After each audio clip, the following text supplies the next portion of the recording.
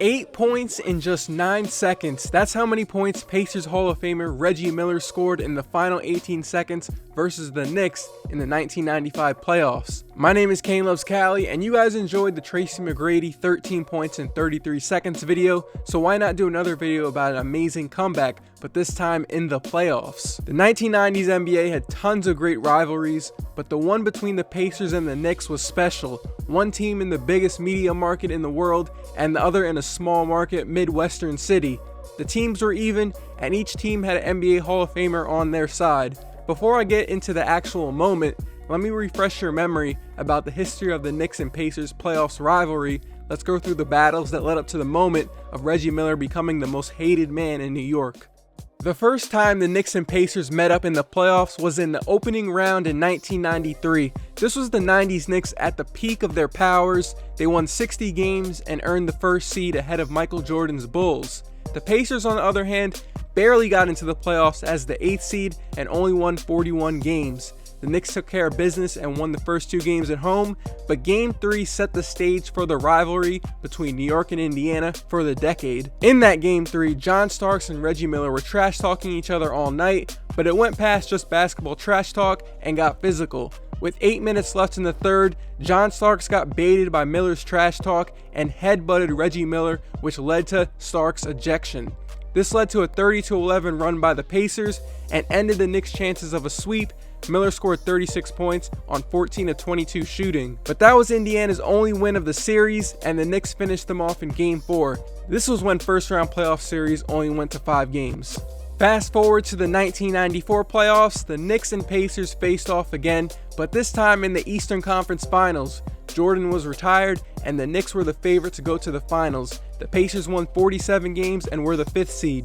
Both the Knicks and Pacers took care of business at their home courts, and the series was tied at 2-2. On to Game 5. It was one of those classic NBA playoff games from the 90s that featured tons of trash talk and a Pacers comeback led by Reggie Miller. The Knicks were up by 12 going into the 4th quarter and were in control of the game, but then Reggie Miller began to get hot from the field, making jumpers, which began a trash talking match, but it wasn't with a Knicks player, but Spike Lee on the sideline. This was the game where Reggie Miller did the famous choke sign.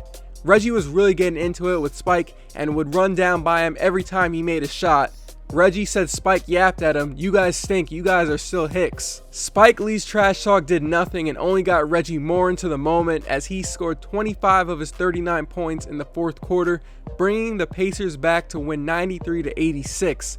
Reggie Miller was now public enemy number 1 in New York. The rivalry was at its peak and Indiana was 1 game away from making the finals. But the Knicks won the next 2 games and won in Game 7 behind Patrick Ewing's 24 points and 22 rebounds. Now we move on to the main part of the video, Game 1 of the 1995 Eastern Conference semifinals, where Reggie Miller created one of the greatest comebacks in NBA history. For the 3rd year in a row, the Pacers and the Knicks meet in the playoffs, but this time in the semifinals. The Knicks had home court for a 3rd straight year and were looking to put away the Pacers for a 3rd year in a row. Game 1 at MSG went back and forth. Indiana was up 80-77 going into the 4th quarter, but it wasn't exactly Reggie Miller's moment that night until the final 30 seconds. What you might not remember from that Game 1 is that Indiana Pacers center Rick Smits was the best and most dominant player on the floor in the first 46 minutes of Game 1. He ended up fouling out with 1 minute and 40 seconds left in the game, but he scored 34 points and held Patrick Ewing to 4 of 15 shooting. His 7'4" frame was too much for New York to handle, and he kept the Pacers in the game the whole night because the team wasn't playing that well. Reggie Miller was 5 of 16 from the field until those 8 points in the final 30 seconds. This insane comeback just does not happen without Rick Smits being a monster in the paint for the first 46 minutes. "Reggie's still our main guy," said Rick Smits, "but there are going to be games when I have to step up a little bit." Here's also what Rick Smits said his feelings were when he went to the bench after fouling out. "We were pretty down, but it's never over till it's over. I've seen weirder things happen." With 18 seconds left in Game 1, the Pacers are down 105-99 and are inbounding the ball, and Reggie is being defended by his biggest Knicks rival, John Starks. Reggie Miller catches a pass from Mark Jackson, immediately turns around and swishes a 3 right on John Starks with 16.4 left. All the Knicks need to do is inbound the ball, make some free throws, and force the Pacers to make some well-defended three-point shots. But the Knicks have no timeouts, and Anthony Mason has to inbound the ball. Everyone is guarded. Knicks guard Greg Anthony slips, and Mason passes it right to Miller. He turns around and takes one dribble and drains another three-point shot with Spike Lee watching on the side. Miller said in the locker room, "I didn't know Anthony Mason was going to throw it right into my hand." It is now 105-105, and the Pacers foul John Starks after they get the inbounds in. Starks was a career 74% free throw shooter. That's not amazing, but you're not expecting him to miss both free throws. But that's exactly what happened. Starks missed both, and Reggie Miller was stunned.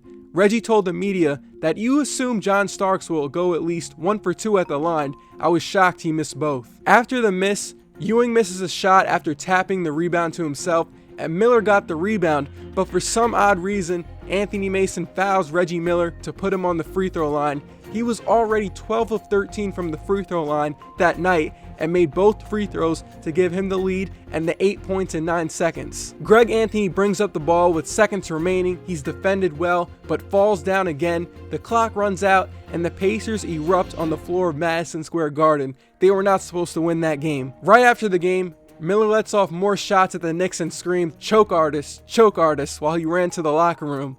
Miller also suggested to the NBC reporter after the game that the Pacers might sweep the Knicks. Here's the newspaper headline for the Indianapolis Star after the game. But this time, it wasn't the Knicks winning the series, it was the Pacers. They closed it out in Game 7 in a 97-95 win after Patrick Ewing blew a layup with 2 seconds left on the clock. Finally, after losing in 7 games the year before and getting knocked out in the first round in '93, the Pacers had finally beat the Knicks in a playoff series, and it all started in Game 1 behind one of the greatest comebacks in NBA history. To this day, Reggie Miller's comeback still makes him smile. I still smile thinking about it. To do it in New York on that stage against them, it was us, Indiana versus them, New York small market versus big market. That's why I smile. And that is the story of Reggie Miller's 8 points in 9 seconds against the Knicks in the 1995 Eastern Conference semifinals. If there are any other NBA moments, let me know which topic I should do research on.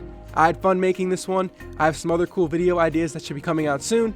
Leave a like if you enjoyed, as it helps my channel grow. My name is Caine, and I'll see you guys on my next upload.